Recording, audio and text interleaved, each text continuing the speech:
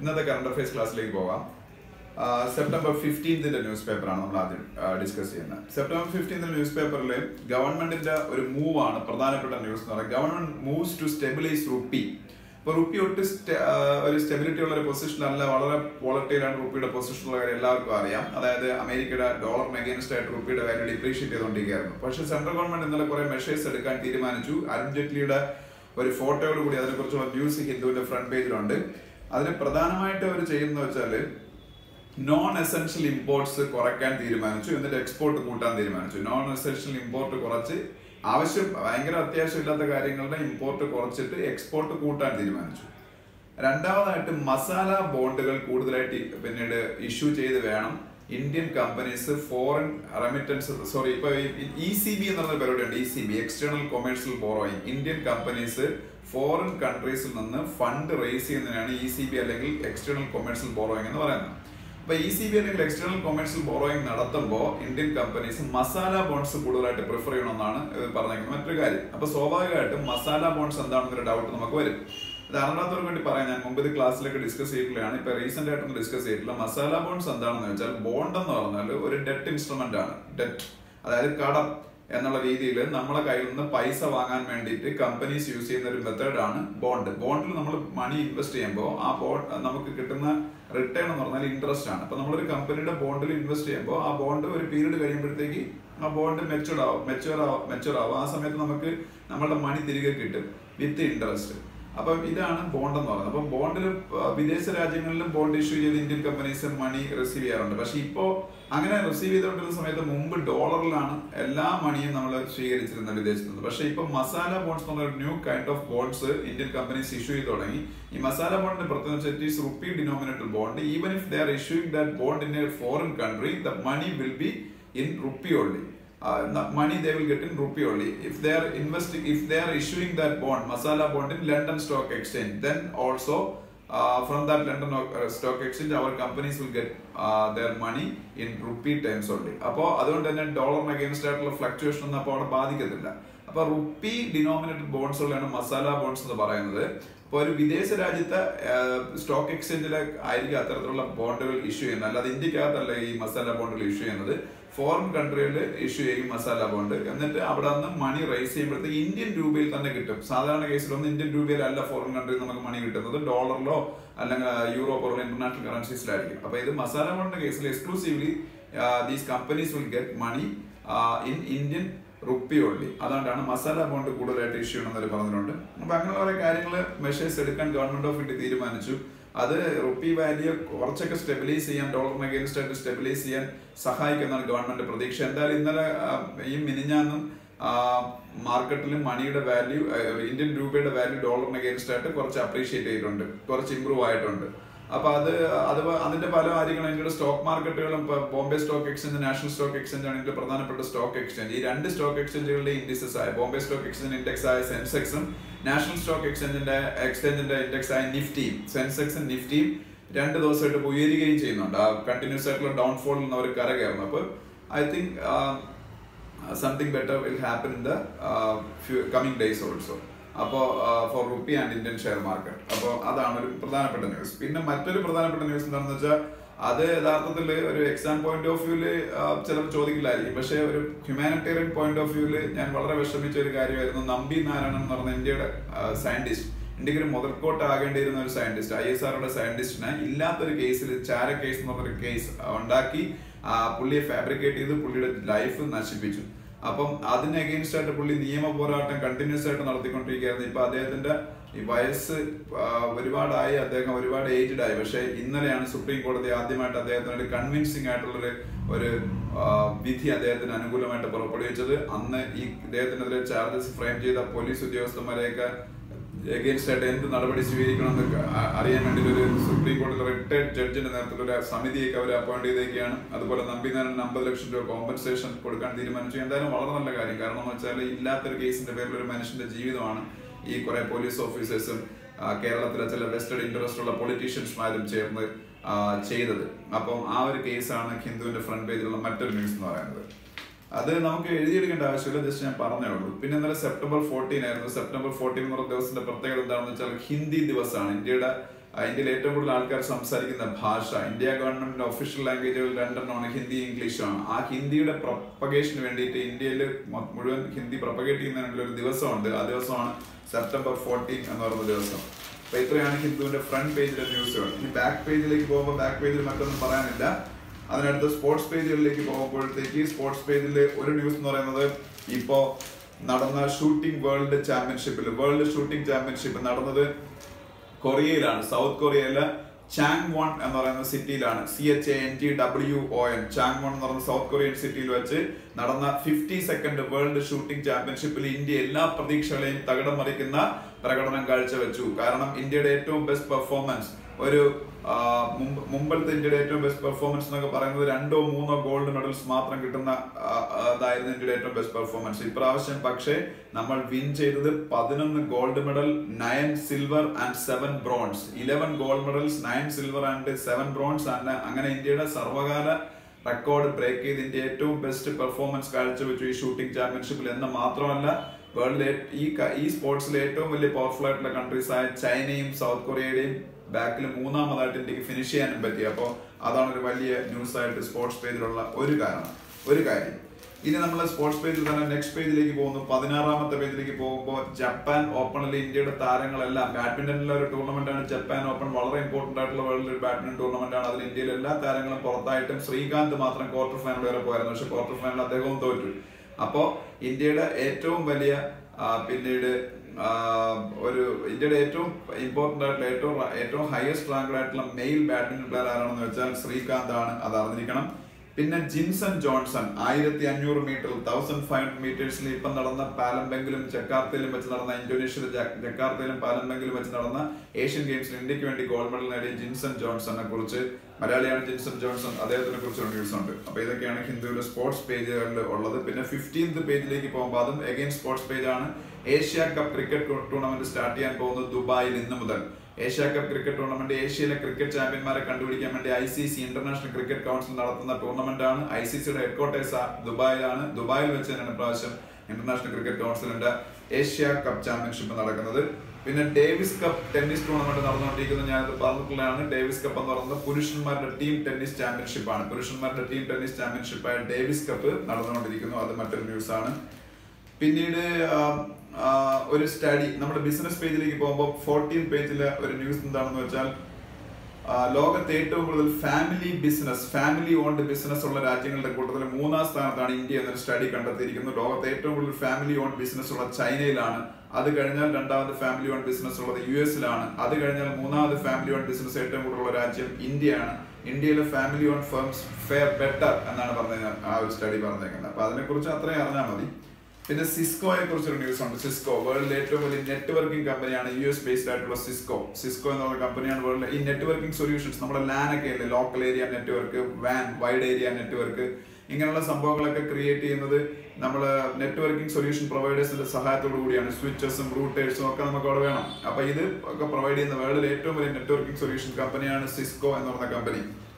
എന്നിട്ട് ബിസിനസ് പേജിലെ തന്നെ 13th പേജിലേക്ക് വരുമ്പോൾ WPI ഇൻഫ്ലേഷനെ കുറിച്ച് ന്യൂസ് ഉണ്ട്. WPI ഇൻഫ്ലേഷൻ എന്ന് പറഞ്ഞാൽ ഹോൾസെയിൽ പ്രൈസ് ഇൻഡെക്സ് ഇൻഫ്ലേഷൻ. ഞാൻ ഇന്നലെയോ മിനിഞ്ഞാന്നോ പറഞ്ഞിരുന്നത് 2 തരത്തിലാണ് ഇൻഫ്ലേഷൻ ഇന്ത്യയിൽ കാൽക്കുലേറ്റ് ചെയ്യുന്നത്. WPI ഇൻഫ്ലേഷനും CPI ഇൻഫ്ലേഷനും. WPI inflation wholesale price index inflation, CPI inflation consumer price index inflation. പക്ഷെ ഇന്ത്യക്ക് ഏറ്റവും കൂടുതൽ concern consumer price index inflation അല്ലെങ്കിൽ റീറ്റെയിൽ ഇൻഫ്ലേഷൻ ആണ്. ഇന്ത്യയുടെ RBIയുടെ മോണിറ്ററി പോളിസിയുടെ ബേസ് തന്നെ CPI ഇൻഫ്ലേഷൻ അല്ലെങ്കിൽ കൺസ്യൂമർ പ്രൈസ് ഇൻഡെക്സ് ഇൻഫ്ലേഷൻ അല്ലെങ്കിൽ റീറ്റെയിൽ ഇൻഫ്ലേഷൻ ആണ്. അപ്പൊ അത് ഇപ്പം വളരെ നല്ല രീതിയിൽ കുറഞ്ഞായിരുന്നു. 4% ആണ് റിസർവ് ബാങ്ക് ഓഫ് ഇന്ത്യയുടെ ടാർഗറ്റ്. റിസർവ് ബാങ്ക് ഓഫ് ഇന്ത്യയും ഗവൺമെന്റ് ഓഫ് ഇന്ത്യ തമ്മിൽ പിന്നെ ഒരു MOU ഉണ്ട്, മെമ്മോറണ്ടം ഓഫ് അണ്ടർസ്റ്റാൻഡിംഗ്. അതനുസരിച്ച് 4% ക്രോസ് ചെയ്യാൻ പാടില്ല ഓരോ വർഷത്തേക്കും, ഒരു വർഷത്തിലൊന്നാണ് ടാർഗറ്റ്. ഇപ്പൊ 3.somethingലേക്ക് റീറ്റെയിൽ ഇൻഫ്ലേഷൻ അല്ലെങ്കിൽ CPI based consumer price index based inflation കുറഞ്ഞു. അപ്പൊ ഇന്നത്തെ പത്രത്തിൽ WPI ഇൻഫ്ലേഷന്റെ കാര്യമാണുള്ളത്, ഹോൾസെയിൽ പ്രൈസ് ഇൻഡെക്സ് ഇൻഫ്ലേഷൻ അനുസരിച്ചുള്ള ഇൻഫ്ലേഷൻ. അതും കുറഞ്ഞിരിക്കുന്നു. പക്ഷെ അതിപ്പോഴും 4% കൂടുതലാണ്, 4.53% ഉണ്ട്. ആ പെർസെന്റേജ് എഴുതിയെടുക്കേണ്ടത് മന്ത്ലി ചേഞ്ച് ചെയ്യുന്ന ഡേറ്റയാണ്. അതുകൊണ്ട് തന്നെ ആ ഡേറ്റയിൽ നിങ്ങൾ WPI എന്താണ് CPI എന്താണെന്ന് അറിഞ്ഞിരുന്നാൽ മാത്രം മതി. അതല്ലാതെ ഈ എക്സാക്ട് ഫിഗർ എഴുതിയെടുക്കേണ്ടത് ഇറ്റ്സ് എ ചേഞ്ചിങ് ആയിട്ടുള്ള ഒരു വാല്യൂ ആണ്. പിന്നെ OECDയെ കുറിച്ചൊരു ന്യൂസ് ഉണ്ട്. OECD എന്ന് പറഞ്ഞാൽ organisation of economic cooperation and development. It's a Paris based organisation, Paris based economic think tank. ഫ്രാൻസിലെ പാരീസ് ബേസ്ഡ് ആയിട്ടുള്ള എക്കണോമിക് തിങ്ക് ടാങ്ക് ആണ് OECD, organisation for economic cooperation and development. And its director general is OECD chief എന്ന് പറഞ്ഞാൽ Angel Gurria ആണ്. ഏഞ്ചലിന്റെ spelling എല്ലാവർക്കും അറിയാം. ഗുറിയയുടെ സ്പെല്ലിംഗ് GURRIA ആണ്. GURRIA, ഏഞ്ചൽ ഗുറിയ ആണ്. പിന്നീട് OECD, organisation for economic cooperation and ഡെവലപ്മെന്റിന്റെ ചീഫ്.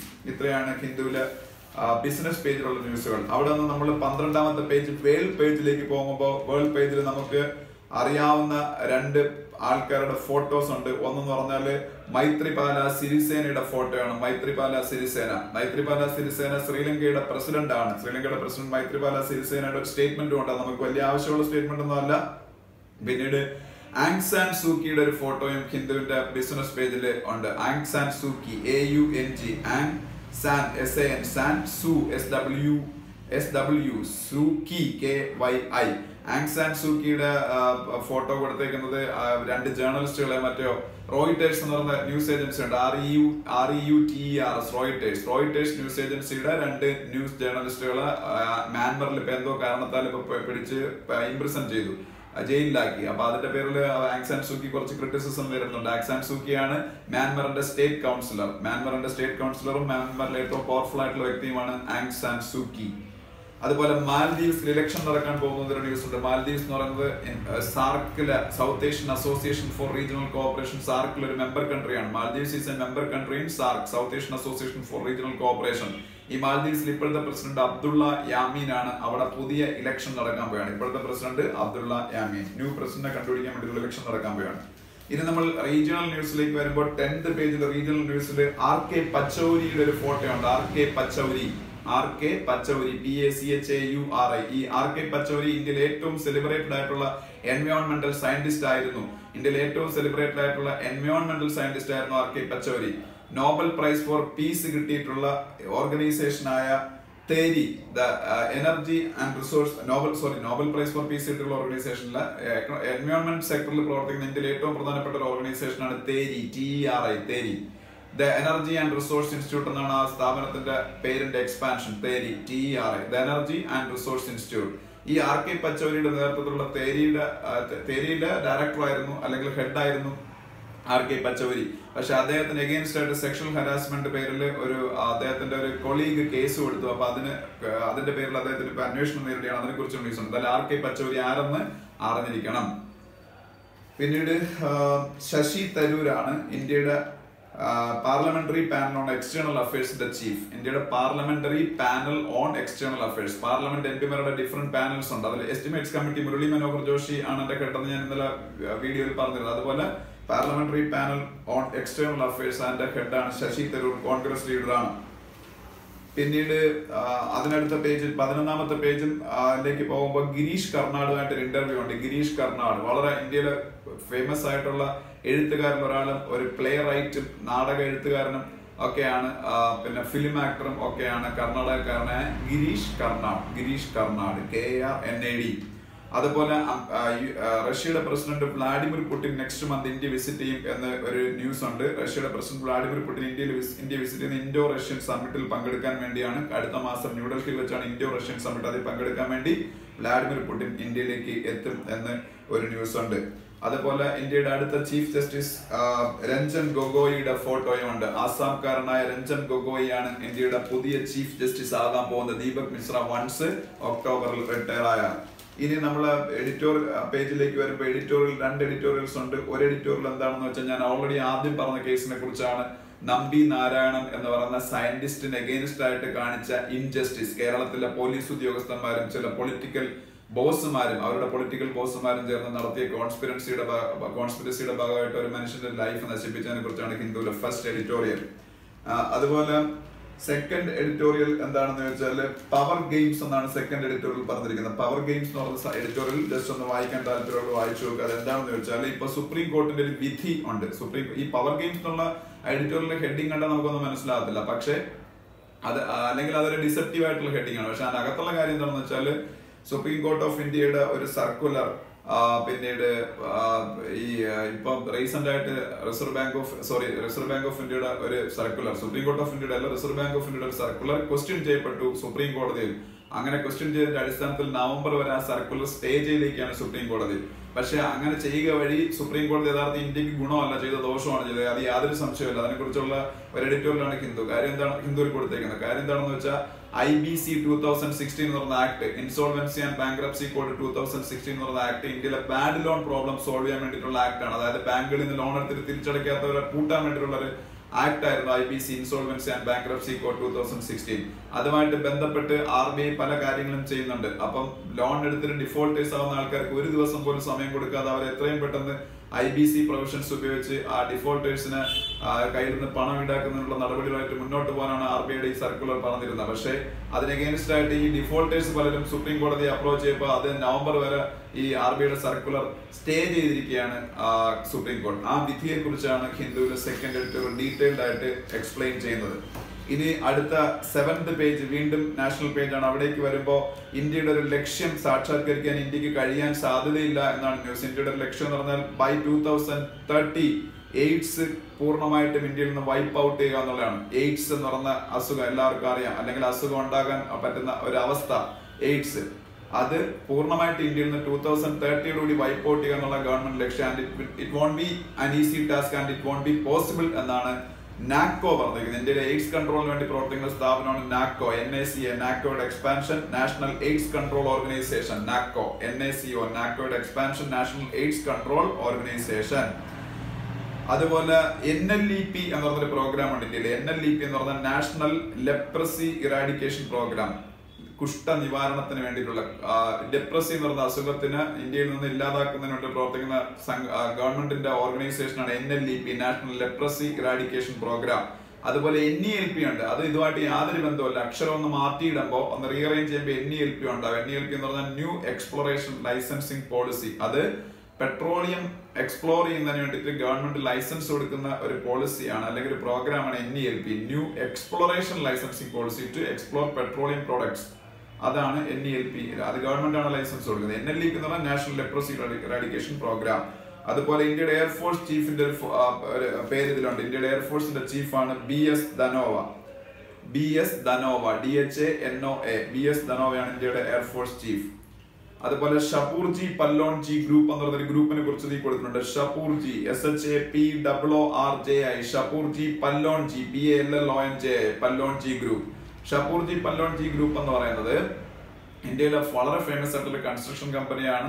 ഈ ഷപൂർജി പല്ലോൺജി ഗ്രൂപ്പിന്റെ ചെയർമാൻ ആണ് പല്ലോൺജി മിസ്ട്രി. ഇന്ത്യയിലെ ഏറ്റവും റിച്ചസ്റ്റ് ആയിട്ടുള്ള ആൾക്കാരുടെ ലിസ്റ്റ് എടുത്താൽ ആദ്യത്തെ 10 പേരിൽ ഒരാളാണ് പല്ലോൺജി മിസ്ട്രി എന്ന് പറയുന്നത്. PALLONJI, Pallonji mystery. ടാറ്റ ഗ്രൂപ്പിലെ ഏറ്റവും വലിയ ഷെയർ ഹോൾഡേഴ്സിൽ ഒരാളാണ് പല്ലോൺജി മിസ്ട്രി. അദ്ദേഹത്തിന്റെ മകനാണ് ടാറ്റ ഗ്രൂപ്പിന്റെ ചെയർമാൻ ആയിരുന്ന സൈറസ് മിസ്ട്രി. ഇത്രയാണ് ഹിന്ദുവിന്റെ പ്രധാനപ്പെട്ട ന്യൂസുകൾ. എക്കണോമിക് ടൈംസിൽ നിന്ന് വലുതായിട്ട് ഒന്നും ഇല്ല, എന്നാലും ജസ്റ്റ് നമുക്ക് എന്തെങ്കിലും ഉണ്ടെന്നുള്ള കാര്യങ്ങളൊന്നും നോക്കാം. ഹിന്ദുവിലുള്ള ന്യൂസ് തന്നെയാണ്. ഇന്ത്യയുടെ മാർക്കറ്റ് പിന്നീട്, അതായത് ബോംബെ സ്റ്റോക്ക് എക്സ്ചേഞ്ചും നാഷണൽ സ്റ്റോക്ക് എക്സ്ചേഞ്ചും ഒക്കെ നഷ്ടപ്പെട്ട വാല്യൂ തിരിച്ചു പിടിക്കുന്നു.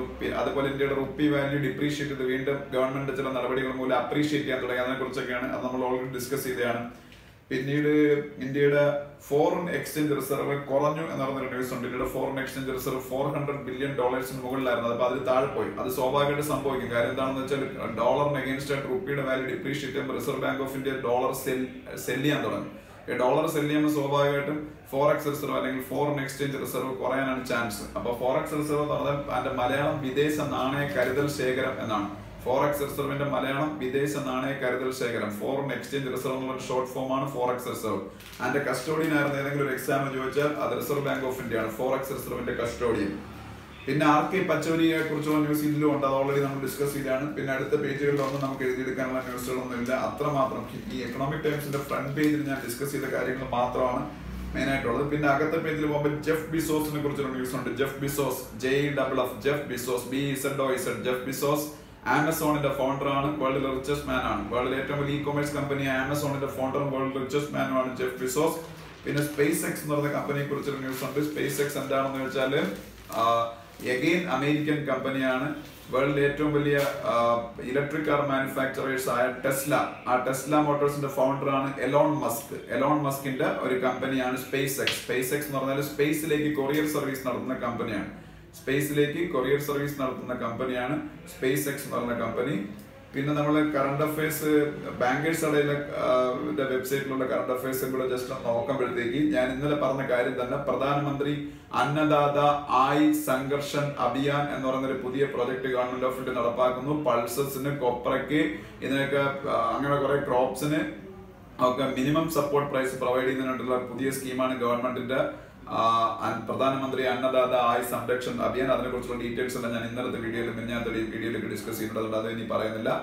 പിന്നെ ഇന്ത്യയുടെ ഫാദർ ഓഫ് ദ നേഷൻ ആയ മഹാത്മാഗാന്ധിയുടെ 150th ബർത്ത് ആനിവേഴ്സറി ആയതുകൊണ്ട് പ്രധാനമന്ത്രി മോഡി, പ്രൈം മിനിസ്റ്റർ മോഡി ഒരു പുതിയ ഒരു മൂവ്മെന്റ് സ്റ്റാർട്ട് ചെയ്തു. സ്വച്ഛതാ ഹി സേവ മൂവ്മെന്റ്. സ്വച്ഛതാ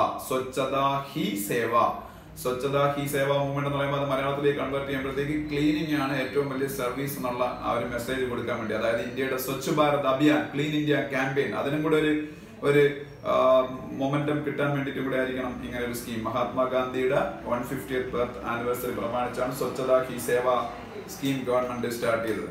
പിന്നീട് അടുത്തതായിട്ട് മറ്റൊരു കാര്യം എന്ന് വെച്ചാൽ ഇന്ത്യൻ റെയിൽവേ നെറ്റ്വർക്കിന്റെ 100% ഇലക്ട്രിഫിക്കേഷൻ നടത്താൻ വേണ്ടി ഗവൺമെന്റ് ഒരു ടാർഗറ്റ് ചെയ്ത് വെച്ചിട്ടുണ്ട്. ബൈ 2021-22 100% ഇലക്ട്രിഫിക്കേഷൻ ഓഫ് റെയിൽവേസ് നടത്തുമെന്നാണ് പറഞ്ഞിരിക്കുന്നത്. പിന്നെ സുഷമ സ്വരാജ് മോസ്കോ വിസിറ്റ് ചെയ്യുന്നു. ഇപ്പൊ റഷ്യയുടെ ക്യാപിറ്റലായ മോസ്കോ, അവരെന്തിനാണ് റഷ്യയുടെ ക്യാപിറ്റലായ മോസ്കോ വിസിറ്റ് ചെയ്യുന്നത് വെച്ചാൽ IRIGC-TEC എന്ന് പറഞ്ഞൊരു മീറ്റിംഗ് ഉണ്ട്, അതിൽ പങ്കെടുക്കാനാണ്. IRIGC-TEC അതിന്റെ expansion India Russia inter governmental commission on technical and economic cooperation. India Russia inter governmental commission on technical and economic cooperation, അത് മറ്റൊരു ന്യൂസ്. അതുപോലെ India Iran and Afghanistan hold tripartite meeting to consolidate cooperation എന്ന് പറഞ്ഞ ഇതുണ്ട്. അതായത് India, Iran, Afghanistan ഈ 3 രാജ്യങ്ങളുടെയും foreign സെക്രട്ടറിമാര് കാബൂളിൽ വച്ച് മീറ്റിംഗ് നടത്തി. ഈ 3 രാജ്യങ്ങൾ നമ്മുടെ റിലേഷൻഷിപ്പ് ഇംപ്രൂവ് ചെയ്യാനും, അത് ഇപ്പം തന്നെ ഇംപ്രൂവ്ഡ് ആണ്, but to make it further. ഇറാന്റെ ക്യാപിറ്റൽ ടെഹ്റാൻ ആണ്, ഇറാന്റെ കറൻസി ഇറാനിയൻ റിയാൽ ആണ്. പിന്നീട് അഫ്ഗാനിസ്ഥാന്റെ ക്യാപിറ്റൽ കാബൂൾ, അവിടുത്തെ കറൻസി അഫ്ഗാനിയുമാണ്, അഫ്ഗാനി. ഇന്ത്യയെന്ന് ഈ മീറ്റിംഗിൽ ഇന്ത്യയെ റെപ്രസെന്റ് ചെയ്ത് ഇന്ത്യയുടെ ഫോറിൻ സെക്രട്ടറി വിജയ് ഗോഖലെ, ഇന്ത്യയുടെ ഫോറിൻ സെക്രട്ടറിയാണ് വിജയ് ഗോഖലെ, അദ്ദേഹമാണ് ഇത് പങ്കെടുത്തത്. പിന്നെ സാംസങ് വേൾഡിലെ ഏറ്റവും ബിഗ്ഗസ്റ്റ് മൊബൈൽ മാനുഫാക്ചറിംഗ് ഫാക്ടറി ഈ ഇടയ്ക്ക് നോയിഡയിൽ സ്റ്റാർട്ട് ചെയ്തായിരുന്നു. വേൾഡിലെ ഏറ്റവും വലിയ മൊബൈൽ മാനുഫാക്ചറിംഗ് ഫാക്ടറി സാംസങ് ഈ ഇടയ്ക്ക് UP-ലെ ഉത്തർപ്രദേശിലെ നോയിഡയിൽ സ്റ്റാർട്ട് ചെയ്തതിനു ശേഷം ഇപ്പൊ ബാംഗ്ലൂരിൽ Samsung opens world's largest mobile experience centre. അതായത് മൊബൈൽ അല്ലെങ്കിൽ അതുമായിട്ട് ബന്ധപ്പെട്ട ടെക്നോളജി ആൻഡ് ഫീച്ചേഴ്സ് ഒക്കെ എക്സ്പീരിയൻസ് ചെയ്യുന്നതിനുള്ള വേൾഡിലെ ഏറ്റവും വലിയ സെന്റർ ബംഗളൂരുവിൽ അവർ സ്റ്റാർട്ട് ചെയ്തു. പിന്നീട് ഇത്രയാണ് നമ്മളതിൽ ഹിന്ദുവിലെ എക്കണോമിക് ടൈംസിൽ ഇല്ലാതിരുന്ന ചില കാര്യങ്ങൾ ഡിസ്കസ് ചെയ്യാനുണ്ടായിരുന്നത്. അപ്പൊ ഇത്ര ആയപ്പോഴത്തേക്ക് ഇന്നത്തെ കറണ്ട് അഫയേഴ്സ് കംപ്ലീറ്റ് ആയിട്ടുണ്ട്. Thank you. ഈ വീക്കെൻഡിലെ കറണ്ട് അഫയേഴ്സ് ഇവിടെ അവസാനിക്കുന്നു. ഇനി മൺഡേ നമുക്ക് വീണ്ടും കാണാം. Thank you.